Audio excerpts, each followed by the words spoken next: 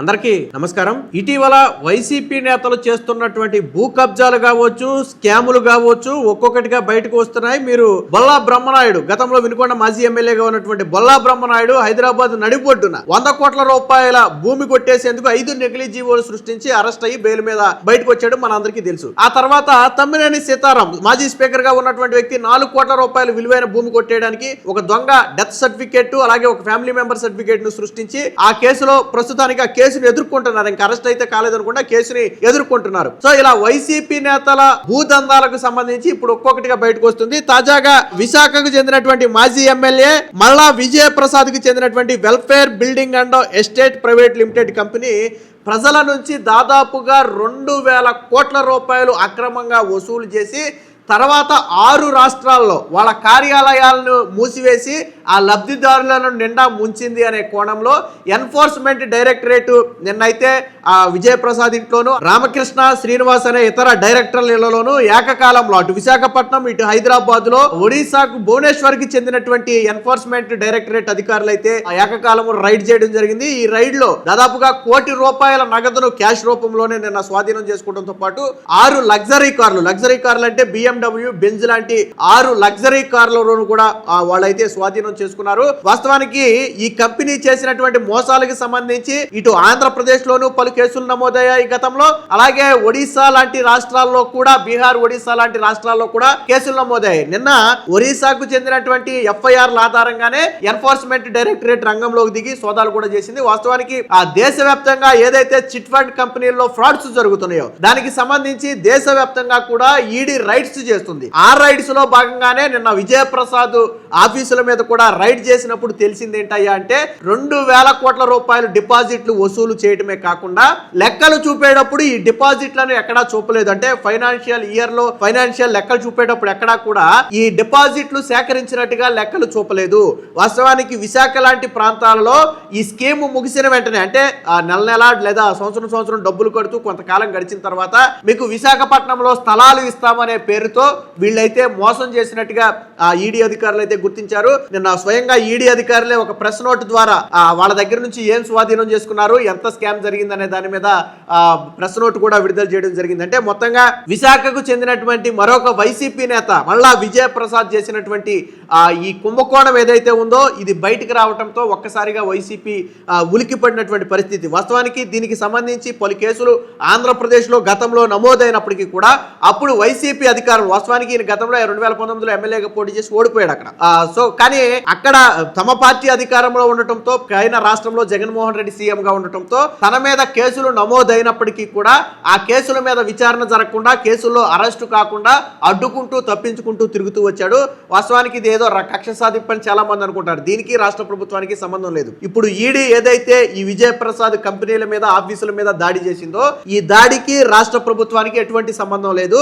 ఈ ED enforcement directorate అనేది ఈ చిట్ ఫండ్ కంపెనీ మోసాలకు సంబంధించి దేశవ్యాప్తంగా కూడా ఆయా కంపెనీల్లోనూ లేదా ఎలిగేషన్స్ ఉన్న కంపెనీల్లో రైడ్స్ చేసుకుంటూ వస్తుంది. అందులో భాగంగానే ఇప్పుడు ఆంధ్రాలోతో పాటు పలు రాష్ట్రాల్లో కీలక కేసులు నమోదైనటువంటి welfare building and estates private limited company ఉందో దీని మీద ఆ రైడ్స్ చేయటం అయితే జరిగింది. సో ఈ రైడ్స్ లో కొన్ని కీలక పత్రాలు కూడా స్వాధీనం చేసుకున్నారు. ఇంకొక ట్విస్ట్ ఏంటో తెలుసా, ఈయన ఒక వైసీపీ కార్యాలయాన్ని కూడా ఈయన నియమించాడంట. సో ఆ వైసీపీ కార్యాలయాన్ని ఈ డబ్బుతోనే, ఈ చిట్ ఫండ్ పేరుతో లేదా ఈ వెల్ఫేర్ ముసుగులో సేకరించినటువంటి ఆ డబ్బుతోనే నిర్మించినట్టుగా అనుమానం ఉంది. ఎందుకంటే నిన్న ఈడీ అధికారులు ఆ ఇంట్లో రైడ్ చేసినప్పుడు ఈ వైసీపీ ఆఫీసు నిర్మాణానికి సంబంధించినటువంటి పత్రాలతో పాటు దాని ఖర్చుకు సంబంధించినటువంటి కొన్ని కాగితాలు, అంటే నిర్మాణ ఖర్చుకు సంబంధించినటువంటి కొన్ని కాగితాలు స్వాధీనం చేసుకున్నట్టుగా అయితే మనకి కొన్ని వార్తల ద్వారా తెలుస్తుంది. ఒకవేళ అదే నిజమైతే ఈ ఏదైతే చిట్ ఫండ్ పేరుతో లేదా ఈ వెల్ఫేర్ ముసుగులో దోచుకున్నటువంటి సొమ్ముందో ఈ సొమ్ముతోనే కార్యాలయాన్ని నియమించి ఉంటారు అనే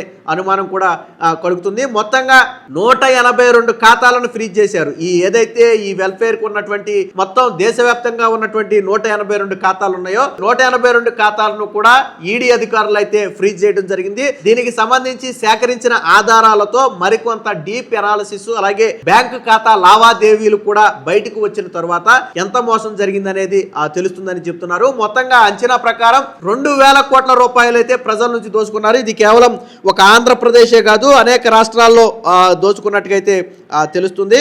ఈయన తెలుగు రాష్ట్రాలు అంటే ఆంధ్రప్రదేశ్, తెలంగాణతో పాటు ఒడిశా, జార్ఖండ్, బీహార్, పశ్చిమ బెంగాల్ రాష్ట్రాల్లో ప్రజల నుంచి పెద్ద ఎత్తున 2,000 కోట్లకు పైగా డబ్బులు సేకరించారు. ఈ నిధులను వ్యక్తిగత ప్రయోజనాలకు మళ్లించి భూ లావాదేవీలకు ఉపయోగించారు. తరువాత 6 రాష్ట్రాల్లోని వెల్ఫేర్ గ్రూప్ కార్యాలయాలు మూసివేసి పెట్టుబడిదారులను మోసం చేసినట్టుగాను పలు రాష్ట్రాల్లో, అంటే ఏ రాష్ట్రాల్లో అయితే ఈ కార్యాలయం ఎత్తేసి మోసం చేశారో అన్ని రాష్ట్రాల్లో కూడా ఆ స్థానికంగా కేసులు నమోదయ్యాయి. సో దానిలో భాగంగానే ఈ రోజు ఆంధ్రప్రదేశ్ అలాగే తెలంగాణలో కూడా కొన్ని కేసులు అయితే నమోదయ్యాయి. ఆ కేసుల్లో భాగంగానే విచారణ కూడా చేయడం జరిగింది. వాస్తవానికి విశాఖలో 2015 మార్కాపురం, అలాగే 2016లో గోపాలపట్నం, 2017 ఎయిర్పోర్టు, 2018 మళ్ళీ గోపాలపట్నం, 2025లో మహారాణపేట స్టేషన్లలో మళ్ళా విజయ్ ప్రసాద్ వెల్ఫేర్ గ్రూప్ పై బాధితులు ఇచ్చినటువంటి ఫిర్యాదు మేరకు కేసులు నమోదయ్యాయి. అంటే మరి ఒక ఆంధ్రప్రదేశ్ లోనే ఎన్ని ప్లేసుల్లో కేసులు నమోదయ్యాయో చూడండి. అలాగే తెలంగాణతో పాటు మనం ఇప్పుడు చెప్పుకున్నట్టు ఒడిశా, జార్ఖండ్, బీహార్, పశ్చిమ బెంగాల్ రాష్ట్రాల్లో కూడా అక్కడ ఏదైతే ఈ కార్యాలయాలు మూసివేశారు, అంటే వాళ్ళకు కావాల్సిన నగదు మొత్తం సేకరించిన తర్వాత కార్యాలయాలు ఎత్తివేశారో అక్కడ కూడా కేసులు నమోదయ్యాయి. ఇప్పుడు బీహార్లో నమోదైనటువంటి ఎఫ్ఐఆర్ ఆధారంగానే భువనేశ్వర్ ఈడీ కార్యాలయానికి చెందినటువంటి అధికారులు అయితే విజయ్ ప్రసాద్ ఇంటి మీద అలాగే ఆఫీసుల మీద దాడి చేసినట్టుగా తెలుస్తుంది. క్యాష్ రూపంలోనే 1 కోటి రూపాయల నగదుతో పాటు ఒక 6 లగ్జరీ కార్లతో పాటు మరి కొన్ని అంటే ఈ ల్యాండ్స్ కు సంబంధించినటువంటి కొన్ని కీలక డాక్యుమెంట్స్ అవన్నీ కూడా ఎనాలిసిస్ చేయాల్సి ఉంది. మొత్తం విలువ ఎంత ఉంటుంది అనేది ఎనాలిసిస్ చేయాల్సి ఉంటుందని చెప్తున్నారు. అంటే వీళ్ళు చేసింది చాలా సింపుల్. వీళ్ళు ఒక వెల్ఫేర్ లాంటి ఒక అసోసియేషన్ ని క్రియేట్ చేశారు. క్రియేట్ చేసి ఏమన్నారు అంటే ఇందులో కొద్దిగా పెట్టుబడి పెడితే మీరు పూర్తి పెట్టుబడి పెట్టిన తర్వాత మీకు విశాఖపట్నం లేదా కీలక ప్రాంతాలలో మేము భూములు ఇప్పిస్తాము అని చెప్పి నమ్మబలికారు. అందులోనూ ఇది ఒక రాష్ట్రంలోనే కాదు 6-7 రాష్ట్రాల్లో కార్యాలయాలు ఉండటం, కార్యకలాపాలు నిర్వహించడంతో పెద్ద ఎత్తున జనం కూడా నమ్మారు. దాంతో చాలా ఎక్కువ మంది ఎక్కువ మొత్తంలో బడా వాళ్ళు కూడా ఇందులో పెట్టుబడి పెట్టారు. మొత్తంగా 2,000 కోట్ల రూపాయలు సుమారు సేకరించిన తర్వాత ఈ సేకరించిన మొత్తాన్ని కూడా ఇతర చోట్ల భూములు కొనడానికి ఉపయోగించారు. అంటే కొన్ని దేశంలోని పలు కీలక ప్రాంతాల్లో కావచ్చు, ఆంధ్రప్రదేశ్ లో కావచ్చు, పలు కీలక ప్రాంతాల్లో భూములు కొనడానికి ఉపయోగించారంటే నిధులు దారి మళ్లించారు. రెండవది ఏంటంటే ఈ సేకరించిన నిధులకు సంబంధించి ఎక్కడా కూడా లెక్కలు రాయలేదు, ఎక్కడా కూడా ఇన్కమ్ ట్యాక్స్ లెక్కల్లో చూపించలేదు, ఆర్థిక లావాదేవీల్లో ఎక్కడా కూడా చూపించలేదు. అంటే వచ్చిన నిధులను దాచిపెట్టి కార్యకలాపాలు నిర్వహించారు. ఇది కూడా ఒక రకంగా నేరమే. దానితో పాటు 6 రాష్ట్రాల్లో బోర్డు అంటే ఎత్తేయడం అంటాం కదా మనం, అలాగ బోర్డు తిప్పేసి 6 రాష్ట్రాల్లో ఖాతాదారులను మోసం చేయడం కూడా ఒక రకంగా నేరమే. దీనికి సంబంధించి కేంద్ర దర్యాప్తు సంస్థ ఈడీ, ఇది రాష్ట్ర ప్రభుత్వానికి సంబంధం లేదు. మళ్ళీ ఇదేదో వైసీపీ మీద ప్రభుత్వం, కూటమి ప్రభుత్వ కక్ష అని చెప్పి ఎవరైనా మాట్లాడవచ్చు. కాకపోతే వాళ్ళకి అవగాహన లేకపోతే నేను చెప్తున్నాను, ఇది రాష్ట్ర ప్రభుత్వానికి సంబంధించినటువంటి విషయం కాదు.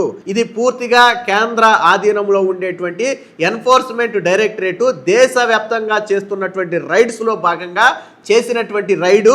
ఆ రైడ్లోనే వీళ్ళ భాగోతం మొత్తం కూడా బయటపడింది. ఇప్పుడు మనకు తెలిసింది శాంపుల్ మాత్రమే.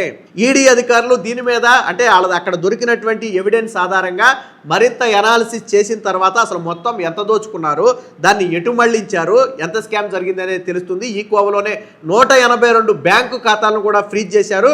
ఆ బ్యాంకు ఖాతాల లావాదేవీలు కూడా బయటకు తీస్తే ఎంతవరకు లావాదేవీలు జరిగాయి, ఏ డేట్కి మళ్లించారనేది అయితే తెలిసే అవకాశం ఉంది. మొత్తంగా ఇటీవల వైసీపీ నేతల భూ కుంభకోణాలు ఒక్కొక్కటిగా బయటకు వస్తున్నాయి. మొన్న బొల్లా బ్రహ్మనాయుడు, నిన్న తమ్మినేని సీతారాం అయితే ఈ రోజు విజయ్ ప్రసాద్ చేసినటువంటి మరొక భారీ స్కామ్ అయితే బయటపడింది. దీంతో 2 తెలుగు రాష్ట్రాల్లో కూడా మరొకసారి వైసీపీ నాయకులు చేస్తున్నటువంటి అవినీతి అక్రమాలు అయితే చర్చనీయాంశంగా మారాయి.